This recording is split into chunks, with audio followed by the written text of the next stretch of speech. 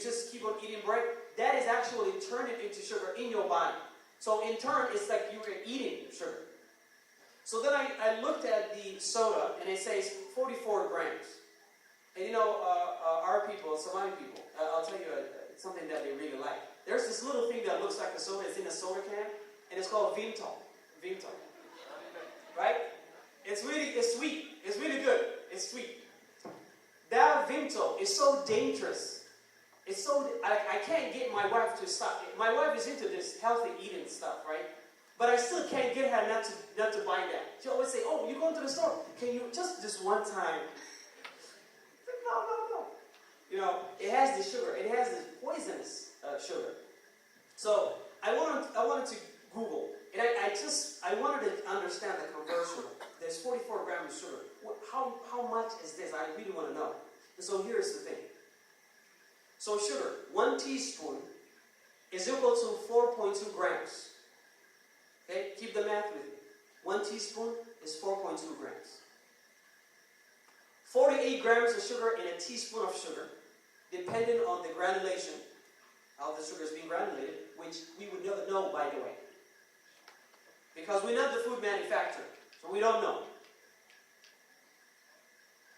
So, if you were buying a bottle of soda, bottle of cola, that has 44 grams of sugar, you would divide 44 grams of sugar by 4.2, which is equal to about 10 teaspoons of sugar.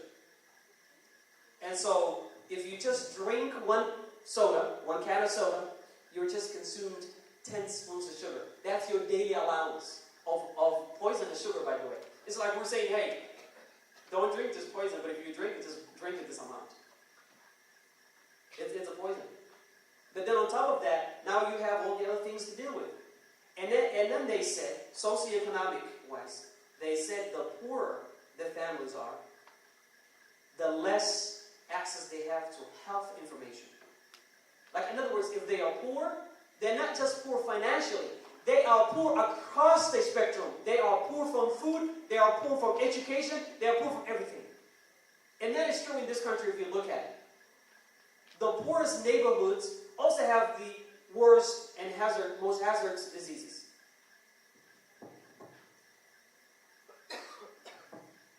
So I've got 3 more slides and I'm done. And I'll go through this very quickly. Just try to remember, put this in your subconscious memory, inshallah, okay? Ingredient number 1, coloring agents. So you ever picked up a food, look at it, it's all over, look at it. The ingredients will say, you know, color 40 or 5, or I never really know. Why are they putting colors in the food?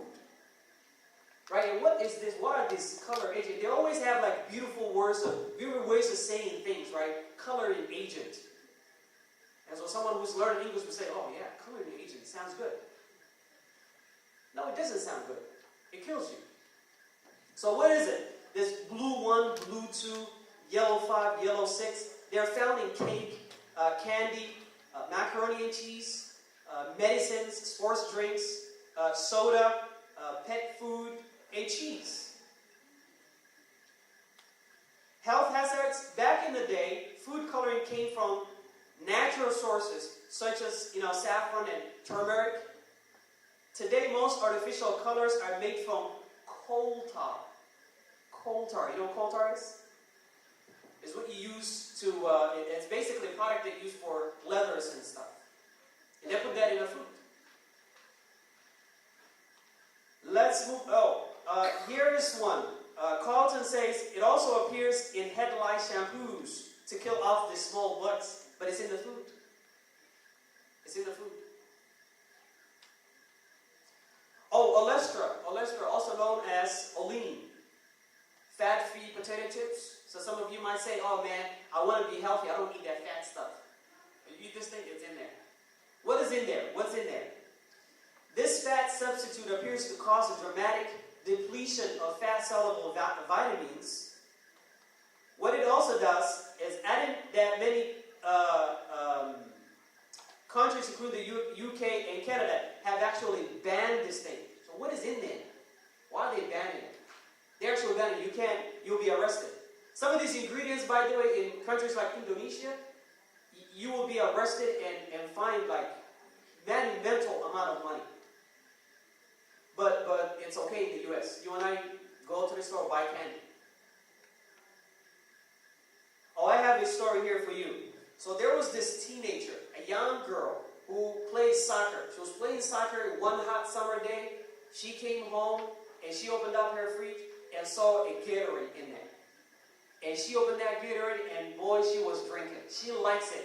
These drinks are just amazing, right? We like it. When she already had more of it, she thought to herself, man, what is in this thing? So she's 13 years old, by the way. She reads the ingredient, and the ingredient says brominated vegetable oil. Brominated vegetable oil, BVO. So she went to Google, and she did some searching and found out that, that is a problem. That's actually a poison. Brominated vegetable oil is something that causes things like birth defects, growth problems, schizophrenia. Let me repeat that. Schizophrenia. Brominated vegetable oil actually causes that. And so she went on to a website called change.org. Most of you are familiar with that. She went to change.org. And she said, I want to go ahead and let people know. She's only 13 years old. Change.org picked up this story and ran with it. And the word got to Pepsi. Why is the word getting to Pepsi? I said Gatorade. Because Pepsi owns them, right? The answer will even shock you more. Pepsi says, oh, okay, well then we'll take it out. That's it. Well, first of all, the question is, why would you put in our food something that will alter the receptors, cause birth defects, schizophrenia, and all that stuff? Why would you put it in the food? They didn't have to reply. And they did not reply. And I actually don't know what happened with that story from there on. But they removed it and they changed the name. And instead of calling it brominated vegetable oil, by the way, brominated comes from the element bromine. Bromine is the element. So this is just it's like an adjective that you add into a noun, and so the whole thing changes. Right? It's not a bromine anymore. Because some of us who took chemistry might have understood that. Oh, bromine. Hey, wait a minute. Why do you have bromine? That's not something to eat. Right? But they said brominated vegetable oil. So they add the word vegetable in your mind. Boom. Takes out. And like I told you, we're so busy in this lifetime that we really don't have time to look at that stuff. Hey, the soda, give me some soda, man. Give me this, give me that. We eat it. That's it.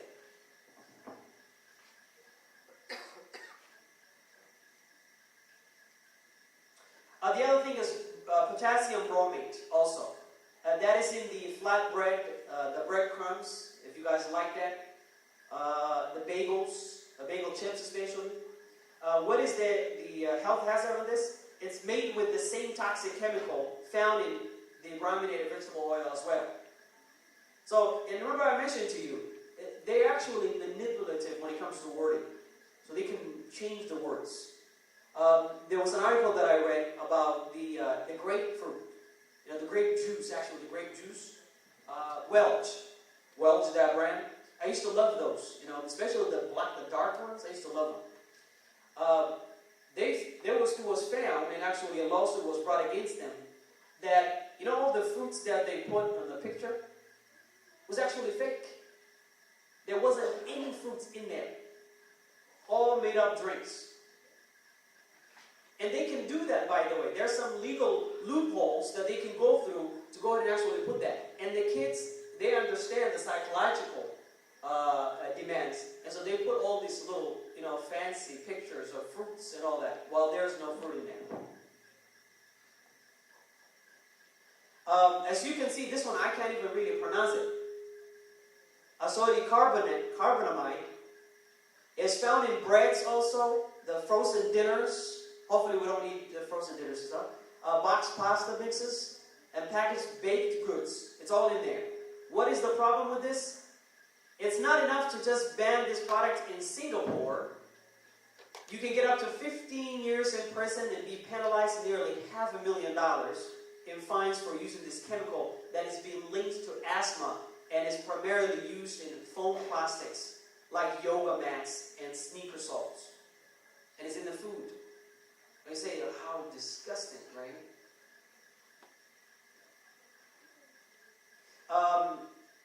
The other thing is the BHA and BHT. These actually are carcinogen. These ones cause cancer. So anytime you see BHA and BHT, so stay away from it. Okay? Gum. People love gum. My brothers and sisters, Allah, I love you for the sake of Allah. Stay away from chewing gum. Stay away from chewing gum. Also, when it comes to milk, RBGH and RBST are also chemical, injections into the cow to make them big and what have you, and it actually causes issues. So stay away from that. I'll stop right here with the documentaries, and then we'll take some questions if that is possible. If we still have some time, I would encourage that people, and don't say, "Oh, we're religious. We don't watch TV." Don't say that. We watch TVs. We know we should watch some TVs, but it's what you do with it. These are actually educational. I think this will kind of bring us out of that darkness that we're in about the food system in this country. And I'll point out that my favorite one thus far is the genetic roulette. And Wallahu a'lam, but through natural food, through organic food, we may find medicine for autism as well. So the advice is, what do I do in my family? What do? I teach my kids. My little 5-year-old knows all these ingredients. And when we go into the store, I have them also helping me out. Let's pick up the food that we want to pick up that we think is safe, that is also safe. So we'll buy organic.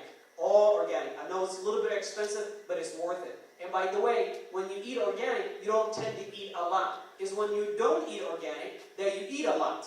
And so you spend more money actually that way. So I'd say go organic all the way. هذا وبالله التوفيق وصلى الله على سيدنا محمد. Any questions or are we done?